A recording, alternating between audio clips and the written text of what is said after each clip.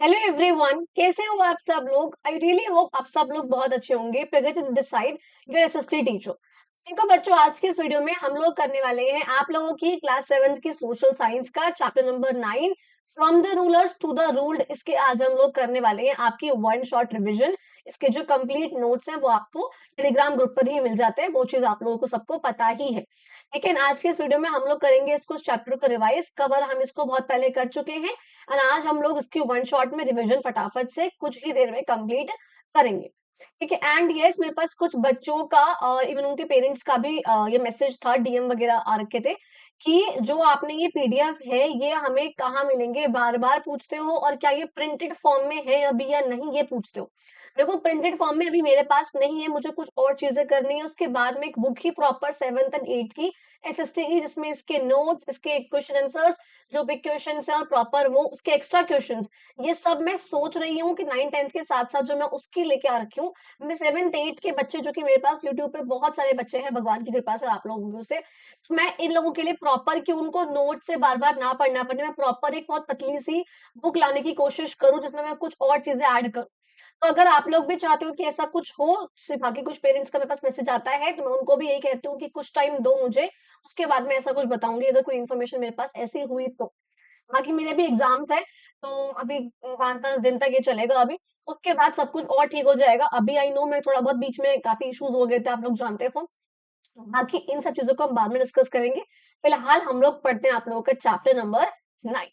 देखो, सबसे पहले हमें पढ़ना है यहाँ पे आखिर गवर्नमेंट के बारे में, सरकार के बारे में। सरकार क्या है ये हम सब लोग जानते हैं। हम लोगों ने पूरा ही अगर आप लोगों ने चैप्टर नहीं पढ़ा है ना बच्चा डिटेल में, तो पहले जाकर डिस्क्रिप्शन बॉक्स में आपको पूरी ही प्लेलिस्ट का लिंक मिल जाएगा, या मैं इन दोनों वीडियोस का लिंक डाल दूंगी जहाँ पे हमने डिटेल में समझा है इस चैप्टर को। जब तक आप लोग डिटेल में ना समझो, ये वाली जो वीडियो है ना, ये आप एग्जाम टाइम पर ही देखना, कि अब टाइम कम है फटाफट दिखने हैं, या फिर अगर रिवाइज करने के लिए देख रहे हो तब देखना, तब आप लोग वो चीजें करना। बाकी हम लोग पढ़ना है, हमें नॉर्मल पढ़ते हुए चलेंगे इस चैप्टर को। देखो, फर्स्टली हम लोग यहाँ बात करते हैं कि आखिर गवर्नमेंट क्या है, गवर्नमेंट कौन है, गवर्नमेंट क्या है, मैं ये भूल गई थी। सो जस्ट लेट मी। ठीक है, तो गवर्नमेंट क्या है और कौन है। तो कहते हैं group of individuals that makes the rules. ऐसे लोग जो रूल्स बनाते हैं और ये इंश्योर करते हैं कि हाँ जी वो फॉलो भी हो, ऐसे लोगों को हम बोलते हैं गवर्नमेंट, यानी कि सरकार। सरकार का बेसिकली काम क्या है, लॉज को बनाना, और फिर ये देखना कि आखिर वो लॉज फॉलो हुए हैं या नहीं हुए हैं। ये सब काम कौन कर रही है, सरकार करती है। सिंपली सी बात भाषा में हम उसे ही बोलते हैं हमारी गवर्नमेंट। कहते हैं some of the important rules are called laws. अब भाई, जो बहुत ही इंपॉर्टेंट कुछ रूल्स होते हैं हमारे, जो बहुत ही इंपॉर्टेंट है, जिनको हमें प्रॉपर फॉलो करना ही करना है, या ऑल ओवर द ईयर हमेशा फॉलो करना है, उसे हम बोलते हैं लॉज, जो जिसे हम बोलते हैं कानून, एक्ट बन जाता है जब वो, तो वो हमने यहाँ पर पढ़ेंगे। आखिर इस गवर्नमेंट का काम क्या क्या होता है हमारी जिंदगियों में, क्या काम करती है ये गवर्नमेंट, ऐसा यहाँ पर हमसे पूछा जा रहा है, आखिर गवर्नमेंट क्या काम करती है। देखो, सबसे जो मोस्ट एंड फॉरमोस्ट इम्पोर्टेंट काम होता है गवर्नमेंट का, वो होता है हम लोगों का भला करना, यानी कि हमारा वेलफेयर करना, हमारी जिंदगियां सुधारना। पहली बात। दूसरा, हमारी सोसाइटी में हमारे लोगों के बीच में लॉ एंड ऑर्डर को मेंटेन रखना, कि भैया आए दिन लड़ाई दंगे ना हो, कहीं पर कोई दिक्कत ना हो जाए, कहीं पे कुछ प्रॉब्लम ना हो, उस चीज को मेंटेन करना, उसको सिचुएशन को बनाए रखना, ये काम होता है। पीस बना रहे, शांति बनी रहे, अशांति ना फैले, सिक्योरिटी हो लोगों के मन में। ऐसा ना हो कि लोग जो है देश छोड़कर जा रहे हैं बिकॉज यहाँ पर सरकार काम ही नहीं कर रही है, और लोग बहुत इनसिक्योर है। कभी भी किसी के भी घर पे कोई घुस जाता है, कोई मर्डर कर देता है, कोई अटैक कर रहे हैं कोई बाहर से। ये चीजें नहीं होनी चाहिए, वरना फिर सरकार क्या काम कर रही है, वो वाली बात हो जाती है। अच्छा, वैसे भी पता है, आजकल के टाइम पे हम लोग क्या करते हैं कि हर चीज में वैसे भी हम सरकार को ही ब्लेम कर देते हैं। कहीं की सड़क नहीं बनी है, सरकार गलत है। कहीं पे कूड़ा फैला हुआ है, सरकार ने किया है। हालांकि आई नो वहां पर रोल डेफिनेटली सरकार का है उसको साफ कराने में, बट मैंने पर्सनली अपने ही आसपास ऐसी कुछ चीजें देखी हैं जो कि सरकार ठीक करा चुकी है, एक बार करा दिया उसने, लेकिन लोग बाग भाई ऐसे है ना, मतलब ऐसे हैं कि वो फिर दोबारा अपनी रिस्पॉन्सिबिलिटीज को भूल कर उस पर दोबारा गंदा कर देते हैं उसको, या बाकी problem, because they are not aware में भी, या वो अवेयर हैं बट वो शायद स्वच्छ भारत भूल जाते हैं बार बार। तो क्या फंडा है, आई डोंट नो। ताकि अदर कंट्रीज से हमारे रिलेशनशिप्स को मैनेज करना, USA, south Africa, China, Pakistan, हालांकि कोई बात नहीं, चलो, बांग्लादेश, म्यांमार, सबके साथ रिश्ते बनाना और नेशनल डिफेंस यानी कि हमारी कंट्री की रक्षा करना, और हमें गुड्स एंड सर्विसेज जो बहुत सस्ते रेट में, अफोर्डेबल रेट में, गवर्नमेंट स्कूल, गवर्नमेंट हॉस्पिटल्स, ये सब हमको प्रोवाइड करना। ये सभी किसका काम है भैया? हमारी सरकार का ही काम है। अच्छा, अब क्योंकि इस चैप्टर में हम लोग बहुत चीजें पढ़ेंगे कि आखिर सरकार कौन-कौन सी है, किस प्रकार की होती है, डेमोक्रेसी क्या होती है, तो हम ये सब पढ़ने वाले हैं। तो बहुत ही एक्साइटिंग, बहुत ही इंटरेस्टिंग चैप्टर है ये वैसे हमारा। देखो, सबसे पहले बात करूँ अगर यहाँ पे आपके फंक्शंस ऑफ गवर्नमेंट की, कि आखिर गवर्नमेंट के फंक्शंस क्या हैं, तो उसकी बात अगर मैं करूँ, तो कहते हैं भाई government must make rules, implement them and ensure that they are followed. ये बात मैं ऑलरेडी कह चुकी हूँ, गवर्नमेंट का सबसे मेन काम क्या है? लॉज बनाना, और फिर ये देखना कि आखिर वो लॉज फॉलो हो रहे हैं या नहीं हो रहे हैं। देखो यहाँ पे आपके आगे लिखे हुए हैं 3 फंक्शंस, एक होता है लेजिस्लेटिव फंक्शन, एक होता है एग्जीक्यूटिव फंक्शन, एक होता है judicial function of the judiciary. एक second, let me check, is everything okay? Yes, everything is okay, even the noise voice level. Okay, ठीक है। देखो, लेजिस्लेटिव फंक्शन का मतलब होता है बच्चा, जहां पर जो गवर्नमेंट है बैठकर वो लॉज बना रही है, तो जब वो लॉज बना रही है तो वो उसका लेजिस्लेटिव फंक्शन है। लेकिन जब वो उन लॉज को इम्प्लीमेंट कर रही है तो वो उसका एग्जीक्यूटिव फंक्शन है। कौन सा फंक्शन है?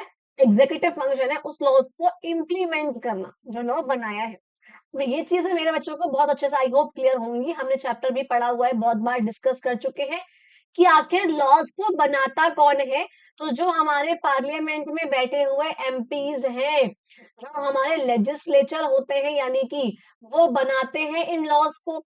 वो यहाँ से इसी लेजिस्लेचर में से जो सारे एमपी होते हैं, वो उन एमपीज में से कुछ मिनिस्टर्स निकल कर आते हैं। वो मिनिस्टर जो कि आपके एग्जीक्यूटिव का पार्ट होते हैं, वो क्या करते हैं? इम्प्लीमेंट करते हैं इन रूल्स को, इन लॉज को। ये बातें आई होप मेरे पढ़ाए हुए सारे बच्चों को क्लियर होगी। फिर अगर बात करूं जुडिशियल फंक्शन की, यानी कि जुडिशरी क्या करती है, तो भैया हमको न्याय प्रोवाइड करती है। अगर कहीं पे कोई डिस्प्यूट हुआ है तो उसको रिजॉल्व कराएगी। ये आपका काम होता है legislative function, executive and judicial. अब देखो, अगर नेक्स्ट हम बहुत सिंपल सी बात करें कि आखिर डेमोक्रेसी खुद क्या होती है, व्हाट इज डेमोक्रेसी। हालांकि देखो, इस चैप्टर की जो आपके एक्स्ट्रा क्वेश्चंस बनेंगे वो मैं अगली वीडियो में लेकर आऊंगी, बिकॉज अब मैं आपका कंबाइन नहीं करती हूँ कि उसी में नोट्स, उसी में क्वेश्चन आंसर्स। बच्चे काफी कंफ्यूज हो जाते हैं और फिर दोबारा डिमांड करते हैं मैम इस चैप्टर के एक्स्ट्रा क्वेश्चन, इसलिए मैं डिफरेंट एक वीडियो लेकर आती हूँ जहाँ पे हम लोग सिर्फ एक्स्ट्रा क्वेश्चन कवर अप करते हैं। एंड वही वाली बात है, बच्चे वीडियोस देखते हैं बट सब्सक्राइब नहीं करते हैं, तो प्लीज आप लोग सब्सक्राइब कर दो ताकि मैं वीडियोस को और लेकर आऊं, बनाऊं अच्छे अच्छे कंटेंट आप लोगों के लिए भी लेकर आ पाऊंगी। अच्छा, देखो, डेमोक्रेसी बेसिकली, अगर ये बहुत सिंपल भाषा में बताऊं, डेमोक्रेसी ना आपके दो वर्ड से मिलके बना है, लैटिन शब्द है, एक होता है डेमोस और एक होता है आपका क्रेटिक। एक होता है डेमोस, एक होता है क्रेटिक। डेमोस का मतलब होता है आपका लोग, डेमोस का मतलब पीपल, जो रूल होता है ना उसे। और क्रिटिक का मतलब होता है आपका, एक सेकेंड, डेमोस का मतलब होता है क्या बोल रही हूँ मैं, रूल।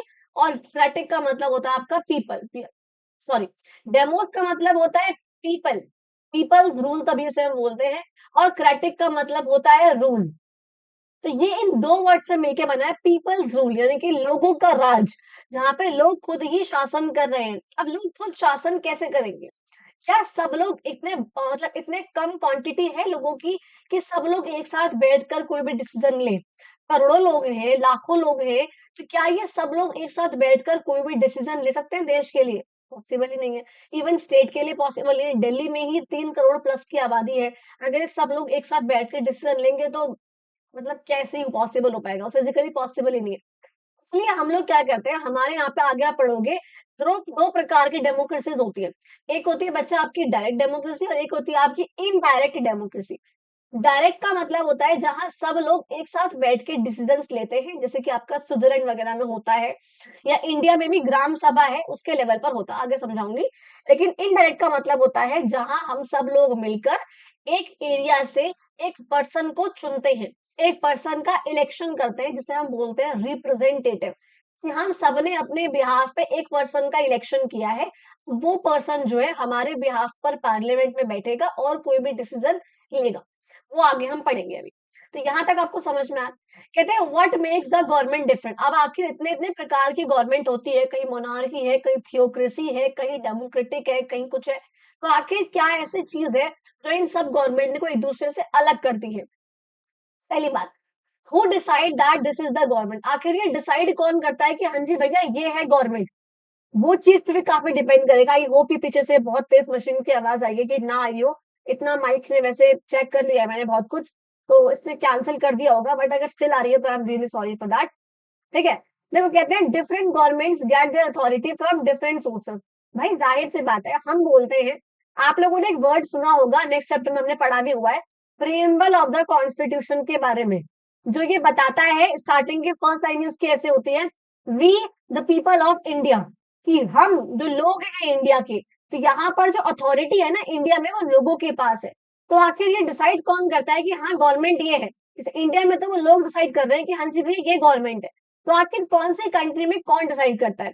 इंडिया में मैंने बोला कि लोगों के पास ये होता है कि वो गवर्नमेंट को पावर दे रहे हैं। अगर कहीं पे थियोक्रेसी है, आगे हम पढ़ेंगे वैसे थियोक्रेसी का मतलब क्या होता है, लेकिन जहाँ पे रिलीजन की या फिर जो कुछ रिलीजियस के लीडर्स है उनकी बहुत चलती है, उन्हीं का मेन यहाँ पे इन्फ्लुएंस रहता है भैया। वो यहाँ पर कहते हैं कि हाँ जी वो खुद है अथॉरिटी का सोर्स, और हम जो लोग हैं हम बोलते हैं कि हमारी गवर्नमेंट है यहाँ पर सोर्स। अच्छा, कहते हैं अब गवर्नमेंट फॉर्म किस तरीके से हो रही है? अगर गवर्नमेंट इलेक्शंस के थ्रू फॉर्म हो रही है तो वो है आपकी डेमोक्रेटिक। लेकिन अगर वो गवर्नमेंट हेरिडेटरी है, जहाँ पे पापा के बाद उसका बेटा, फिर उनका बेटा, फिर उनका बेटा गवर्नमेंट फॉर्म कर रहे हैं, तो वो आपकी है मोनार्की। ठीक है। हालांकि डेमोक्रेसी में भी ऐसे कुछ कंट्रीज होती हैं जो कि इलेक्शन कराती हैं, बट वो एक्चुअल डेमोक्रेटिक नहीं होती हैं।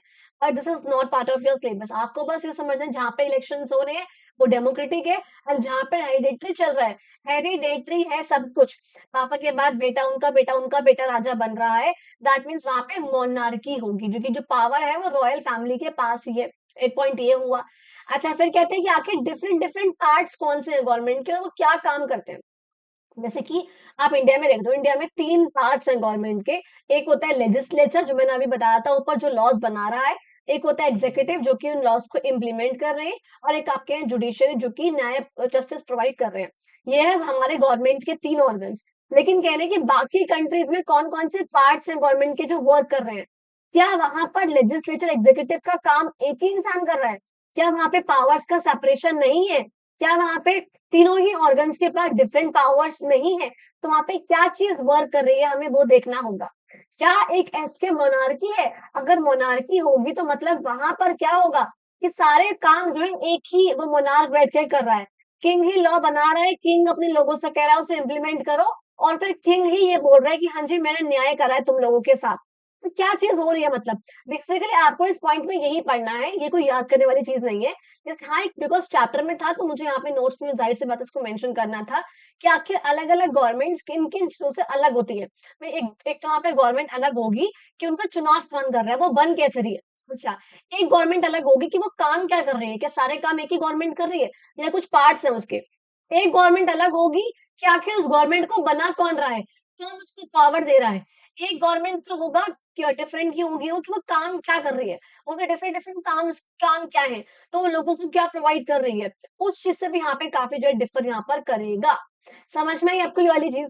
हम तो वहां पे बस यही दिखा दिखा रखा था कि हाँ जी अलग अलग कुछ 4 ही एस्पेक्ट्स हैं, कि डिफरेंसेस क्या क्या हो सकते हैं अलग अलग प्रकार की गवर्नमेंट के बीच में। ठीक है जी। तो देखो यहाँ पे एक जस्ट एक छोटा सा वो था, टर्म काइंड ऑफ था, कि अब्राहम लिंकन आपने सुना होगा, पहले भी यूएस के फॉर्मर प्रेसिडेंट ये रह चुके हैं। फॉर्मर यानी कि जो पहले रह चुके हैं, 19 सेंचुरी में थे ये। यानी कि अगर लेट 19 सेंचुरी बोल रहे हैं हम, यानी कि 1860 के बाद से लेकर के 1900 तक का टाइम पीरियड जो था, उसके बीच के आसपास ये रहे हैं। इन्होंने डेमोक्रेसी की डेफिनेशन दी थी, कि आप जो बोल रहे हो ना कि democracy means the rule of the people, and जहाँ पे हम लोग वो कर रहे हैं, जहाँ पे हमारे पास अपने कुछ अधिकार है, ये जो चीजें हम लोग बोल रहे हैं, जहाँ पे हम अपना रिप्रेजेंटेटिव खुद चूज कर रहे हैं, हम इलेक्ट कर रहे हैं, ये तो है ठीक है। उन्होंने कहा डेमोक्रेसी का मतलब है democracy for the people, of the people, by the people, ये उन्होंने यहाँ पर कहा था। ठीक है, of the people, by the people, for the people, ये उन्होंने यहाँ पे कहा था। गवर्नमेंट जो है वो लोगों की है, ऑफ द पीपल लोगों, बाय लोगों के द्वारा बनाई गई है, एंड लोगों के लिए ही है। तो लोगों की ही गवर्नमेंट है, लोगों ने ही बनाई है, लोगों के लिए ही बनाई है। ये बात यहाँ पे अब्राहम लिंकन ने कही थी।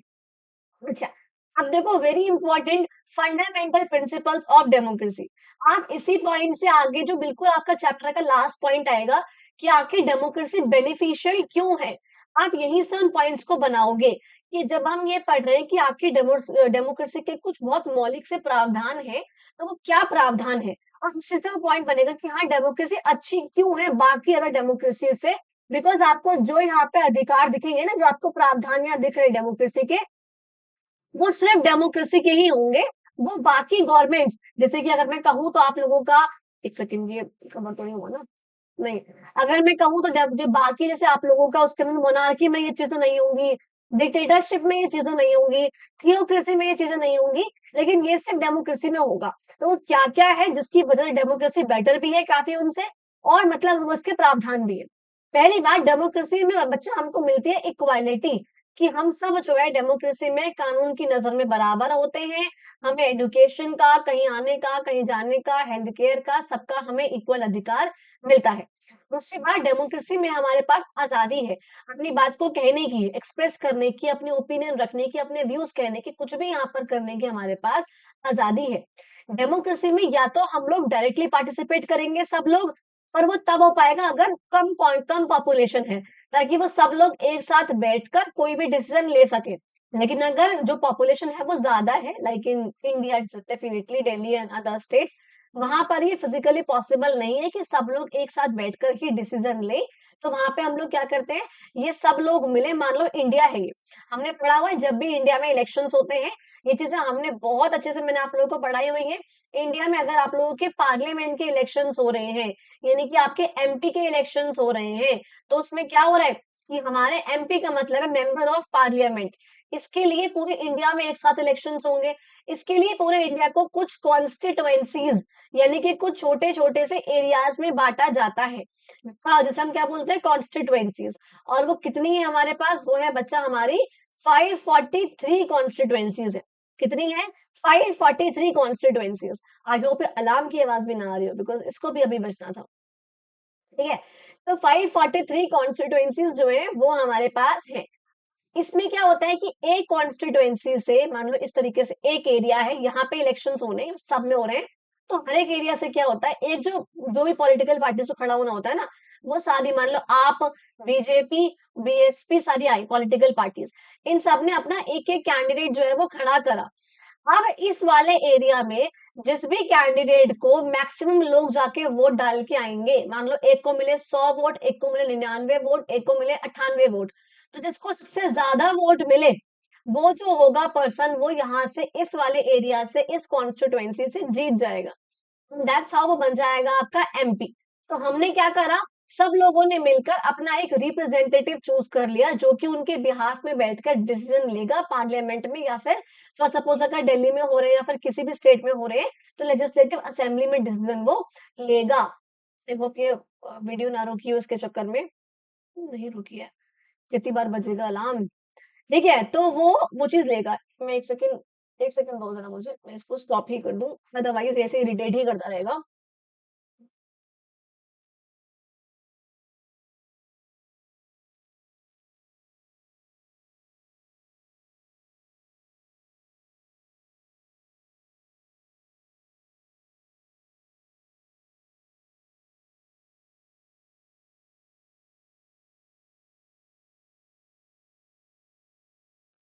Just let me check, is everything okay. ऐसी चीजें जब इरिटेट करती है ना, मतलब बहुत ज्यादा गुस्सा आता है मेरे को तो पर्सनली। मैं, मेरे बच्चों को पता है कि मैं बहुत गुस्सा करती हूँ। वो कमेंट करते हैं बच्चे, मैम को गुस्सा आ गया, मैम गुस्सा हो गई। मैं क्या करूँ, ऐसी चीजें हो जाती है तो मुझे बहुत गुस्सा आता है जब बच्चे, यार आप लोगों का टाइम वेस्ट हो, इरिटेट। और मैं एडिटिंग नहीं करना चाहती हूँ, कई बच्चे कहते हैं हम एडिट कर दिया करो, नहीं करना चाहती हूँ ना मैं, एक एक चीज को मैं एडिट करूँ, कितना एडिट करूंगी भाई, तो इसलिए मैं छोड़ देती हूँ। चलो खैर। अच्छा, प्लस हमारे पास होता है यूनिवर्सल अडल्ट फ्रेंचाइज का अधिकार, यानी कि एक सर्टेन एज पे पहुंचने के बाद हम सब लोग जो है वोट कर सकते हैं, हमारे पास वोटिंग के राइट्स आ जाते हैं। अब वो सर्टेन एज इंडिया के अकॉर्डिंग वो 18+ होती है, एज यू नो। पहले वो जो है 21 हुआ करती थी, लेकिन वो 1988 में उसको जो है चेंज कर दिया गया था, फिर जो है वो एज 21 से कम होकर 18 हो चुकी है अब, ठीक है? और सबके पास वोट करने का अधिकार होता है, उसमें कोई भी भेदभाव नहीं होता है कि कोई भी डिस्क्रिमिनेशन हो ऑन द बेसिस कि उस पर्सन की कास्ट लो है, वो क्लास लो है, वो अमीर नहीं है, वो काला है, वो कम पैसा कमाता है, ये लड़की है। इस किसी बेसिस पे कोई भेदभाव नहीं होगा। इसे हम कहते हैं यूनिवर्सल अडल्ट फ्रेंचाइज, और ये हमें सिर्फ और सिर्फ डेमोक्रेसी में ही मिलता है। अच्छा, एक देखो यहाँ पर कह रहे हैं फंडामेंटल राइट्स कि भैया हमें मौलिक अधिकार मिलते हैं। वो मौलिक अधिकार जैसे कि इक्वालिटी का, फ्रीडम का, अपनी बात रखने का, कहीं आने का, कहीं जाने का, कहीं खड़ा होने का, अपने अकॉर्डिंग अपना रिलीजन को अपनाने का, ये सब अधिकार, एक्सप्लॉइट ना होने का, ह्यूमन बींग्स का से बेगार ना कराने का, है ना, टॉर्चर ना करने का, ट्रैफिकिंग ना करने का, ये सब अधिकार जो है सिर्फ और सिर्फ डेमोक्रेसी में ही मिलते हैं। अच्छा, प्लस हमें मिलती है इंडिपेंडेंट जुडिशरी कि भैया जो हमारा कोर्ट का सिस्टम है, दैट इज डिस्ट्रिक्ट कोर्ट, तहसील के कोर्ट्स होते हैं, उसके ऊपर हाई कोर्ट एंड उसके ऊपर आपके सुप्रीम कोर्ट। ये जो सिस्टम होता है हमारा, ये इंडिपेंडेंट है। इसके ऊपर यानी कि किसी भी जज के ऊपर किसी का भी कोई प्रभाव नहीं होता है कि वो उनके इन्फ्लुएंस में आकर उनके बिहाफ में कोई डिसीजन ले। ऑल्दो प्लीज रिमेम्बर, मैं हमेशा कहती हूँ, मैंने पहले बहुत बार कहा है कि हिस्ट्री और ज्योग्राफी में जो आप बुक में पढ़ रहे हो, मोस्ट प्रोबेबली वो सही है, लेकिन सिविक्स में जो आप पढ़ रहे हो ना बुक में, तो वो ऑन ग्राउंड रियलिटी कुछ और है। हम कह रहे हैं भैया सब कोई बराबर है, एक्चुअल में ऐसा नहीं है। आज आप देखोगे जाकर रिमोट एरियाज में, जो गांव के एरियाज है, वहां पर बहुत डिस्क्रिमिनेशन लोगों के साथ आज भी हो रहा है, on the basis of their caste, on the basis of their colour, on the basis of their religion, on the basis of their gender, कि वो लड़की है। तो ये चीजें आज भी है। देखो नेक्स्ट टाइम बात करेंगे आपकी different forms of democratic government, जिसकी मैं अभी ऊपर आप लोगों से बच्चा पार्टी से चर्चा कर रही थी कि डेमोक्रेटिक गवर्नमेंट के भी कुछ प्रकार होते हैं। सबसे पहला प्रकार, as I told you about direct democracy. Direct क्या होता है? जहां पे सिटीजन जो है वो डायरेक्टली पार्टिसिपेट करते हैं रूल या लॉ मेकिंग में, कोई भी डिसीजन बनाने में, यहाँ पे सिटीजन खुद लेते हैं। मैंने बोला था ये स्विट्जरलैंड में ही आज हो पाता है कई हद तक, बिकॉज वहां पे थोड़ी सी पॉपुलेशन कम है। वहां पे जो बड़ी कंट्रीज हैं वहां पे ये पॉसिबल नहीं हो पाता है, इतना आसान नहीं है।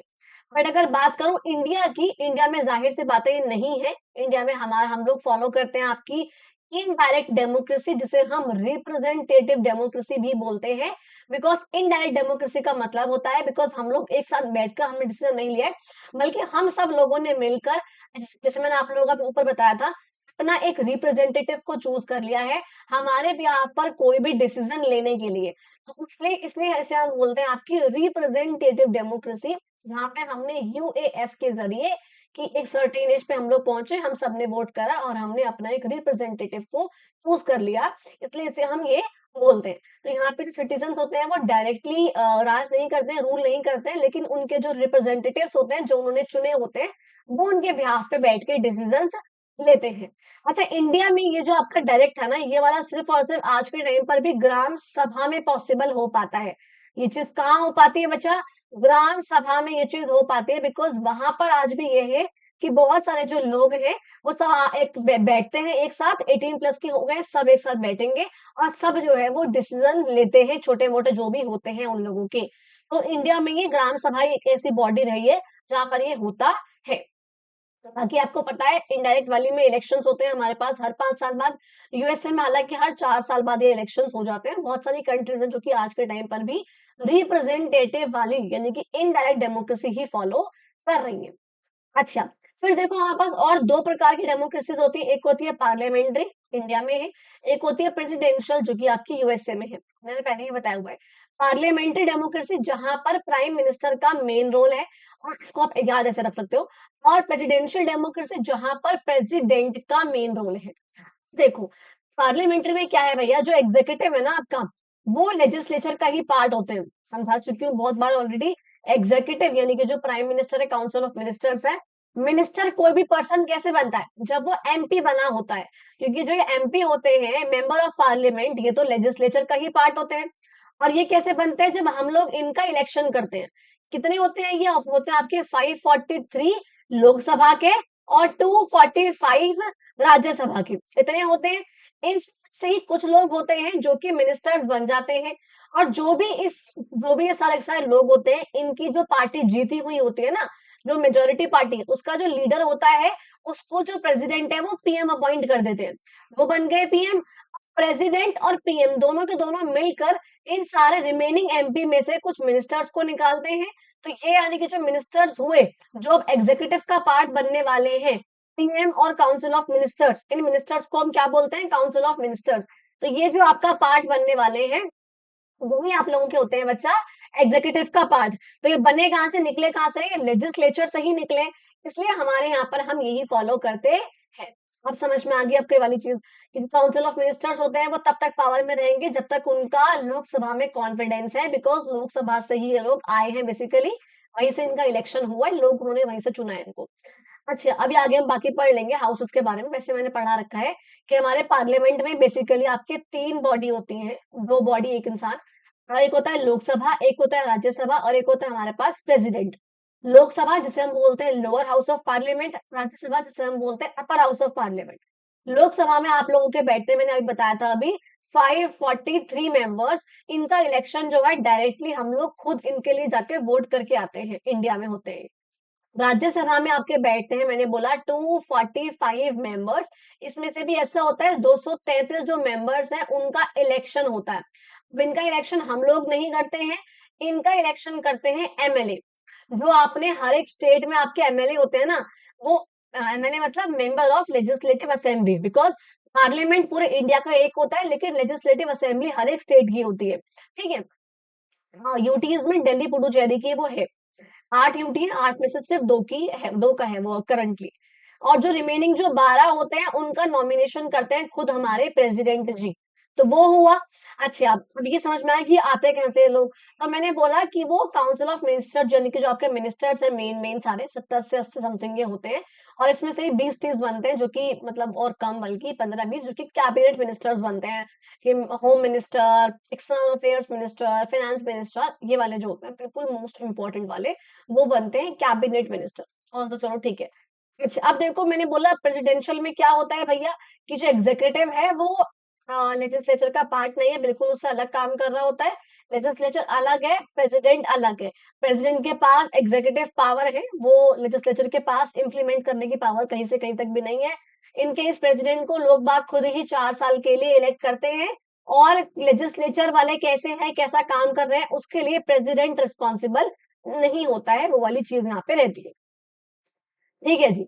अब देखो हमारे ये वाले पॉइंट्स पढ़ते हैं हम लोग, executive, legislature, houses and separation of powers का पॉइंट पढ़ते हैं। एग्जीक्यूटिव बता चुकी हूँ बहुत बार, दोनों को समझा चुकी हूँ कि लेजिस्लेचर एक ऐसा ऑर्गन है गवर्नमेंट का जो कि लॉज बनाता है, एग्जीक्यूटिव उन लॉज को इम्प्लीमेंट करता है, ऑलरेडी बता चुकी हूँ। लेजिस्लेचर का अलग अलग कंट्रीज में अलग अलग नाम से है, इंडिया में पार्लियामेंट है, यूएसए में कांग्रेस है, तो अलग अलग डिफरेंट डिफरेंट नाम से होता है। बहुत डेमोक्रेसीज ऐसी होती है जहां पे बाई कैमरल लेजिस्लेचर होता है, यानी कि जिसमें 2 हाउसेज होते हैं। तो बाई यानी कि 2, तो जहां पे 2 लेजिस्लेचर है यानी कि 2 हाउस है पार्लियामेंट के, और 2 कौन कौन से हमने पढ़ लिया ऑलरेडी। अपर हाउस यानी कि राज्यसभा, और लोअर हाउस यानी कि लोकसभा। मैं बता चुकी हूँ अभी कि लोकसभा यानी कि जो लोअर हाउस है उसके जो लोग होते हैं वो डायरेक्टली इलेक्टेड होते हैं और थोड़े से ज्यादा पावरफुल होते हैं। अब लोअर हाउस कहने के बाद भी ज्यादा पावरफुल है, तो ये मत समझना अगर ये लोअर हाउस है और ये अपर हाउस है कि ये जो है राज्यसभा है और ये जो है लोकसभा है, तो ये अपर हाउस है तो ये पावरफुल ज्यादा होगा, ऐसा नहीं है। कई केसेस में मतलब मोस्टली केसेस में बहुत जगहों पे ऐसा होता है कि लोकसभा जो है वो ज्यादा पावरफुल होता है। इंडिया में तो यही है मतलब। अच्छा, फिर यहाँ पे मैंने बोला अपर हाउस इलेक्टेड भी होता है और नॉमिनेटेड भी उसके कुछ मेंबर्स होते हैं, ये मैं समझा चुकी हूँ। सेपरेशन ऑफ पावर्स का पॉइंट भी ऑलरेडी पढ़ चुके हैं कि जो हमने 3 ऑर्गन्स पढ़े हैं ऊपर, लेजिस्लेचर, एग्जीक्यूटिव, जुडिशरी, क्योंकि इनकी पावर्स जो है अलग है, बिल्कुल सेपरेट है, इसलिए ये लोग फॉलो करते हैं यानी कि सेपरेशन ऑफ पावर्स। ठीक है जी। अब देखो नेक्स्ट पॉइंट पे आएंगे आपका, पीक इनटू हिस्ट्री। अब जरा हम लोग थोड़ा सा इतिहास में घुस जाते हैं कि पहले के टाइम पे क्या होता था। Now, this point is not very much important from your exam for an exam perspective. बस यहाँ पे बिकॉज मुझे था कि थोड़ा सा आपको इसका एक ब्रीफ दे दूं कि यहाँ इतिहास से ये जो रिपब्लिक वाला कॉन्सेप्ट है चलता आ रहा है। हाँ, व्हाट इज रिपब्लिक? रिपब्लिक का मतलब होता है जहाँ पे जो आपकी गवर्नमेंट का हेड है, यानी कि जो आपके प्रेसिडेंट होते हैं, हेड ऑफ द स्टेट जिसे हम बोलते हैं। तो जहाँ पे head of the state, head of the government नहीं, sorry, head of the state, जिसे मैंने अभी बोला कि जहाँ पे जो आपकी हेड ऑफ द स्टेट होते हैं, यानी कि प्रेसिडेंट जो होते हैं, वो इलेक्टेड हो, क्या हो वो, इलेक्टेड हो, तो वो आपकी होती है, उसे हम बोलते हैं आपका रिपब्लिक। ना कि आपका हेरिडेटरी नहीं होना चाहिए, जैसे कि आपका फॉर सपोज ब्रिटेन वगैरह में होता है ना, कि यहाँ पे जो क्वीन है, किंग या क्वीन, वो हेरिडेटरी होते हैं। तो वहां पर यानी कि क्या है, अगर हेरिडेटरी है तो वो हो जाएगा मोनार्की, लेकिन अगर जो हेड ऑफ द स्टेट है वो इलेक्टेड है तो वो क्या होगा हमारा, रिपब्लिक। समझ में आ गया जी। अच्छा, अच्छा, अब देखो यहाँ पे कुछ पॉइंट बता रखे हैं जस्ट, कि पुराने टाइम पे एंशियंट इंडिया में भी कुछ रिपब्लिक्स हुआ करते थे। हम लोगों ने जो महाजनपद वाला चैप्टर पढ़ा था उसमें मैंने बताया था वाजी एंड मल्ला कॉन्फेडरेसी, जहां पर रिपब्लिक सिस्टम फॉलो होता है, जहां पे सभा एंड समिति, may I have written it somewhere, जहां पे सभा एंड समिति के बिहाफ पर कलेक्टिव डिसीजन मेकिंग वगैरह वो होती थी। अलग अलग क्लान्स के, यानी कि अलग अलग ग्रुप के जो लोग हुआ करते थे, जो रिप्रेजेंटेटिव हुआ करते थे, वो आके मिलते थे, और कोई भी जो इशू है या कोई भी ऐसी चीज जो कि लोगों के लिए हमको कोई डिसीजन लेना है, तो वो लोग उनके भले के लिए वो डिसीजन भी लिया करते थे। हमने जैसे चोला पीरियड की बात करेंगे अगर, जो चेरास चोलास पांड्यास वाला पॉइंट था, उसमें जो आपको याद होगा साउथ इंडिया में थे हमारे, तो उसमें क्या था, जो उत्तरा मेरू यानी कि जो कर्नाटक वाले जो उसके आसपास के जो इंस्क्रिप्शंस थे, उसमें हमने काफी पढ़ा था सभा के मेंबर्स के बारे में, कि हाँ जी सभा के मेंबर्स कैसे हैं, उनका उनका क्वालिफिकेशन क्या है, उनकी ड्यूटीज क्या क्या होती हैं, कैसे वो लोग काम करते हैं, लेकिन अगर वो लोग करप्शन करते हुए पाए गए तो उनको हटा भी दिया जाएगा। तो मतलब वही मैंने बोला कि यहाँ पे कुछ बेसिक से चीजें हैं जो कि आप लोग को एज सच याद नहीं रखनी है। जो आपको याद रखना है, it is this other forms of government. उससे पहले बस ये बता रखा था कि इंडिया के अलावा रोम और ग्रीस जो आपका वेस्ट एशिया का पार्ट है, वहां पर भी रिपब्लिक्स पहले के टाइम पे रहे हैं। अच्छा, अब देखो हम बात करेंगे आपका अदर फॉर्म्स ऑफ गवर्नमेंट, यानी कि कुछ गवर्नमेंट के डिफरेंट डिफरेंट फॉर्म्स के और कौन से प्रकार की गवर्नमेंट होती है। सबसे देखो फर्स्ट यहाँ पे आएगी बच्चा आपकी मोनार्की होती है भैया। देखो मोनार्की एक वर्ड आएगा एंड एक अभी आगे वर्ड आएगा आपका डिक्टेटरशिप। इन दोनों में डिफरेंस, बस मेन जो डिफरेंस है वो ये है कि मोनार्की में यू हैव अ किंग और queen, this a word, king और क्वीन। अगर आपके पास ये है आपकी कंट्री में, that means you are a monarchial country. लेकिन अगर सिर्फ एक ऐसा पर्सन है जो बहुत पावरफुल है, उसी की चलती है, तो वो है डिक्टेटर। ठीक है, वहां पर आपकी कंट्री है डिक्टेटरशिप। लेकिन आपकी जहां पर किंग या क्वीन अगर आपकी कंट्री में, तो ही वो होगा मोनार्क। मैंने डिफरेंस पहले ही बताया हुआ है वीडियो में।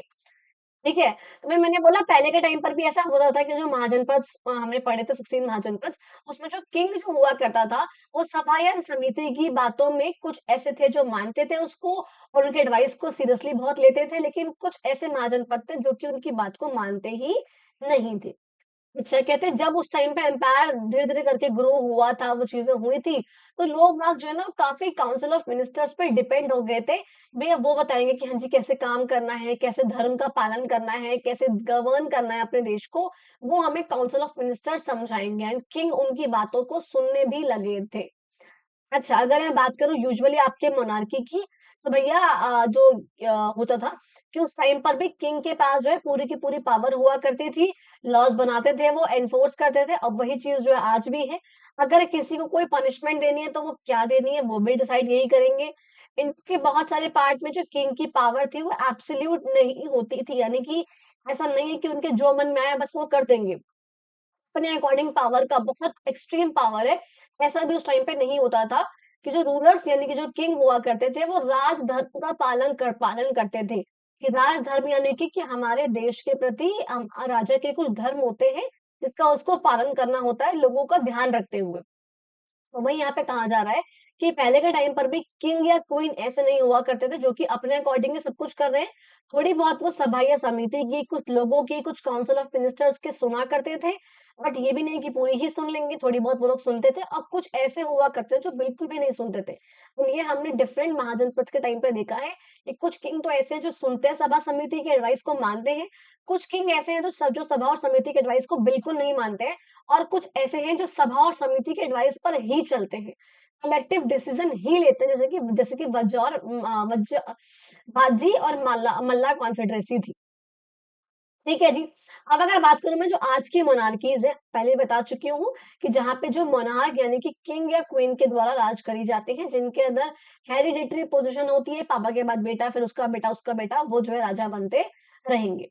इसमें देखो भैया आपकी 2 प्रकार की मोनार्की होती है, एक होती है एब्सोल्यूट मोनार्की, एक होती है कॉन्स्टिट्यूशनल मोनार्की। एब्सोल्यूट मोनार्की का सिंपल सा मतलब है मोनार्की, जहाँ पे मोनार्क के पास ही पूरी की पूरी पावर है।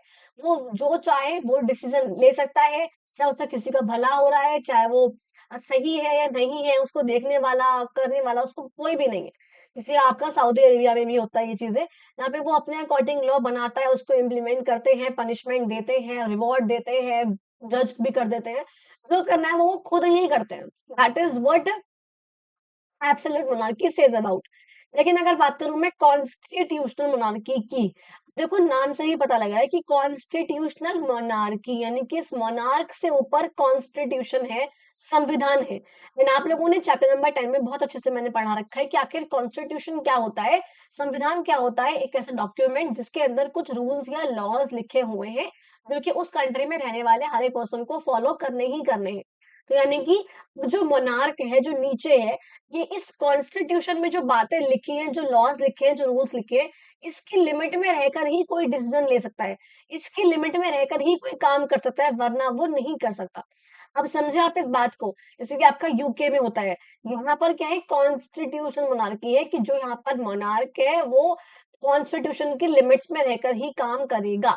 ठीक है, वो मोनार्क बैठा तो हुआ है हेड पे, लेकिन जो मेन पावर है वो आपका कॉन्स्टिट्यूशन के हाथ में है। यानी कि जो नॉमिनल पावर है, सिर्फ दिखाने के लिए सिंबल के रूप में, एक स्टेटस के रूप में, एक ऑफिशियल रूप से पावर है सिर्फ इसके पास, मोनार्क के पास, हेड ऑफ द स्टेट के पास। लेकिन जो रियल पावर है वो पीएम के पास है, वो पार्लियामेंट के पास है, वो कॉन्स्टिट्यूशन के पास है। ठीक है, तो वो यहाँ पर इस तरीके से होता है। अब अगर मैं नेक्स्ट बात करूँ आप लोगों की थियोक्रेसी की, कि आखिर थियोक्रेसी क्या होती है? तो थियोक्रेसी बेसिकली एक ऐसी कंट्री होती है, एक थियोक्रेटिक कंट्री, जहाँ पे कुछ रिलीजन कुछ रिलीजियस लीडर्स की चलती है। मान लो वो एक कोई रिलीजन है जो वो लोग फॉलो करते हैं, लाइक इस्लाम है वो या बुद्धिज्म है, वो कुछ भी है। उन लोगों की चलती है। तो जो उनका रिलीजन है, बस यूजुअली ऐसा ही होता है कि उस वाली कंट्री में फिर वही रिलीजन जो है वो ऑफिशियल रिलीजन भी होता है। उसी को लोग बहुत ज़्यादा मानते हैं, उन्हीं को मानने वाले लोगों को इज़्ज़त मिलती है, ऐसी चीज़ें होती हैं।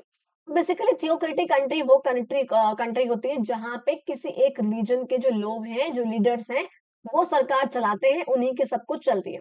एग्ज़ाम्पल आप लोगों की बुक में दिया गया था ईरान का, जहाँ पे थियोक्रेटिक भी है और डेमोक्रेटिक भी है, और इसलिए इसको हम इस्लामिक रिपब्लिक ऑफ चाइना बोलते हैं।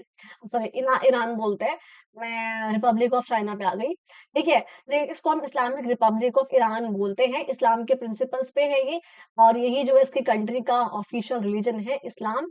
और ये कहते हैं जो इनका लीडर जो होता है, उसको यही जो लोग हैं जो थोड़ा सा हाई क्लास के होते हैं इस्लाम में, यही लोग इसको जो है इलेक्ट करते हैं इसके लीडर को, और इसी के पास जो है मेन पावर होती है लेजिस्लेचर के ऊपर भी, एग्जीक्यूटिव के ऊपर भी, जुडिशरी के ऊपर। मतलब ये ऑर्गन काम कर रहे हैं, लेकिन मेन पावर किसके हाथ में? उस सुप्रीम लीडर के हाथ में है। और वो सुप्रीम लीडर किसका है? एक रिलीजन से बिलोंग करता है वो। इसमें पार्लियामेंट भी होता है, प्रेसिडेंट भी होता है, लेकिन उनकी एज सच नहीं चलती है। मेन चलती किसकी है? इस सुप्रीम लीडर की चलती है। अच्छा, फिर यहाँ पे कहते हैं कि इसमें कुछ और एग्जांपल्स भी, अफगानिस्तान वेटिकन सिटी जो कि पूरे वर्ल्ड की सबसे स्मॉलेस्ट सिटी है, which is called Vatican city. तो वहां पर भी ये चीज फॉलो होती है।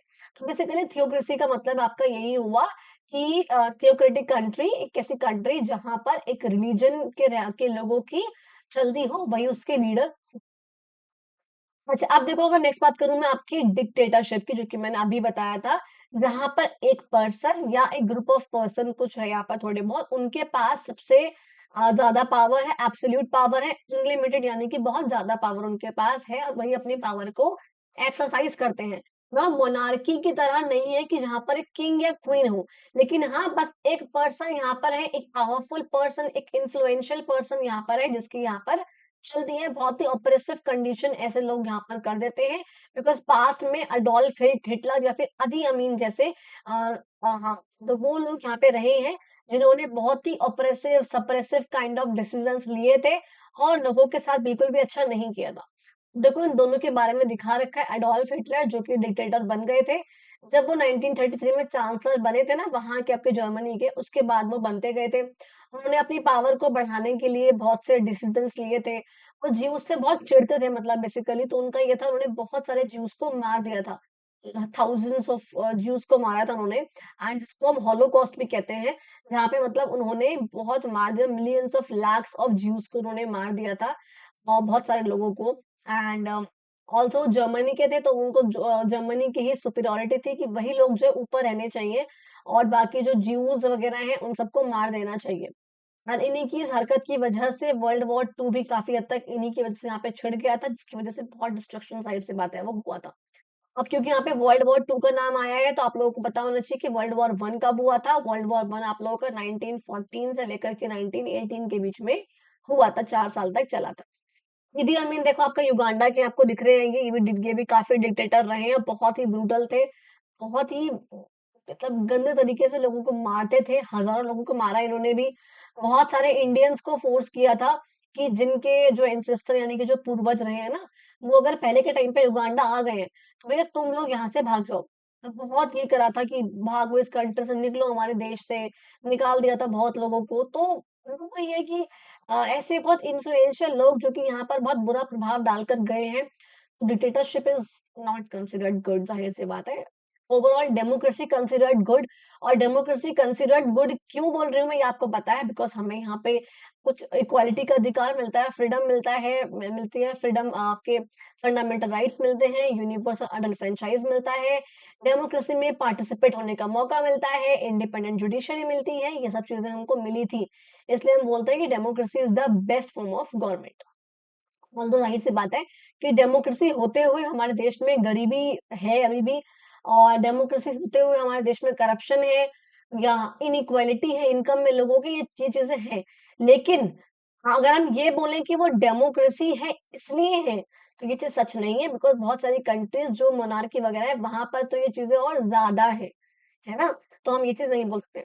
देखो लास्ट लेवल ऑफ गवर्नमेंट यहाँ पे है which is called oligarchy. Oligarchy का मतलब होता है जहाँ पे उन लोगों की सरकार चल रही हो, वो लोग देश चला रहे हो जो बहुत अमीर है, जो बहुत इन्फ्लुएंशियल है।